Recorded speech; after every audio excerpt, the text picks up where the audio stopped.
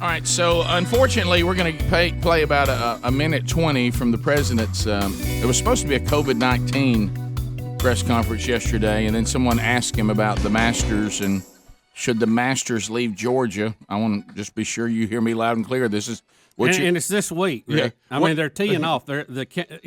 What you're hearing through, however you're hearing this show or watching it. When I said that question was asked, now there was no one asking about the fact that one way. What's hurting a little bit on stopping a pandemic if you got a big old hole in your southern border and everybody's rolling in, including some people that were on our watch list that tried to come through there. We had to pull off to the side. That question's never asked in the press conference. Pretty big problem we got here in the country, but we had to talk about the voting laws in Georgia.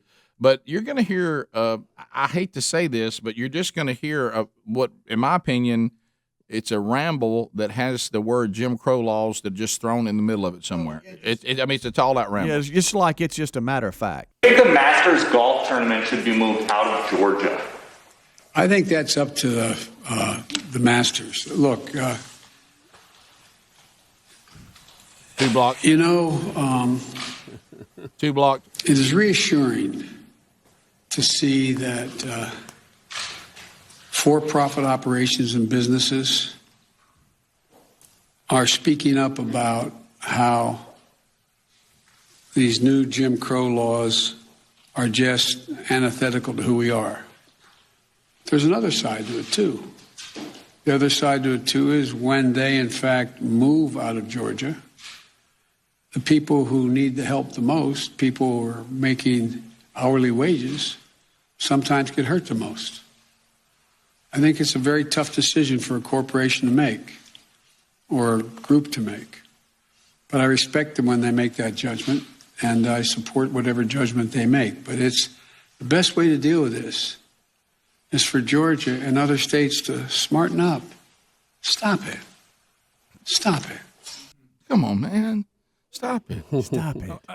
I want him to lay down some of the Jim Crow laws and put them beside the laws in Georgia, and let's see the comparison. Yeah, let's walk it out. Because that's a pretty big statement. That is a bold statement. And he just said it so matter of fact. Yeah. Well, I don't know what he said laws. Exactly. Yeah. He said he will respect their decision. So if their decision is, he's talking about businesses moving out of Georgia. Oh yeah, the big ones. Now nobody has. Coca-Cola hasn't said we're moving. Delta hadn't said we're moving. Major League Baseball did.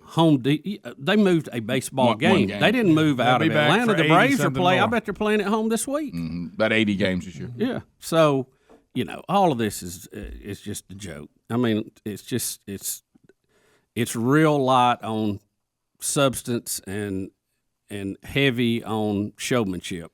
Yeah, I wish that, Tim Cook, whoever's in charge of Coca-Cola now, any of these Major League Baseball, I wish that anybody who's made some speech about somehow these voter laws have something racist in them, and now we've got the president calling them Jim Crow laws.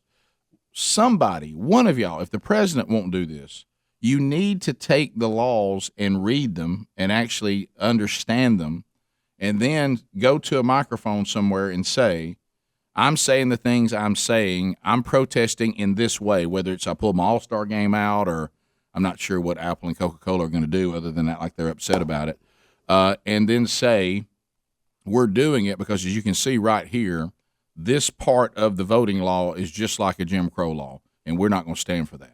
But nobody's doing that. No. All they're doing is they're doing a somebody said, and the reaction to it has some pretty big connotations. And, I mean, we're at the point now we've got reporters asking the president, should the Masters leave Augusta? Okay, now if we're going to get that kind of hyperbole and that kind of talk that it's that wicked, do you realize how bad something has to be to say we don't even think the Masters should be in Augusta anymore? I mean, do you realize what a heinous thing it must be to even have that kind of conversation? Now, in today's society, it doesn't have to be heinous. It just has to be something that makes everybody, well, you remember what they used to accuse Donald Trump of, a dog whistle? Yeah. See, when you say Jim Crow, that's a rallying cry. Mm-hmm. Yeah. And it must be bad. And immediately you get people mad because they don't look at the substance of what they're mad about because somebody said it's a Jim Crow issue. Right. Or they compared it to Jim Crow laws. Need to be educated on Jim Crow laws first. Okay. And it's got problems right out of the gate because everybody's held to the same standard. That Jim Crow laws didn't work that way. No. That's just there's a lot of holes in it. But again, remember what we're marketing in today. It's social media and sound bites, and a dog whistle goes a long way in getting what you need done without having to explain yourself. And for the life you of never me, hear anybody call that a dog whistle, though. And for the life of me, and we were talking about yesterday, why a soft drink company or electronics company or a sports, franchise or a professional sports league, why they would weigh in on this kind of stuff is beyond me.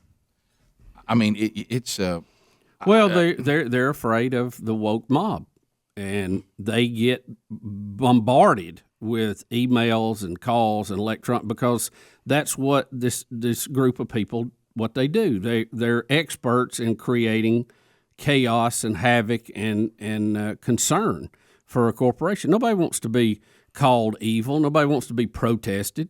So when they see this tidal wave of complaints coming in, they think they have to act. Well, a lot of times the tidal wave is not as big as what it appears to be. Well, you can be very deceptive with electronic stuff. And then you also end up, people make their own decision on what they deem important.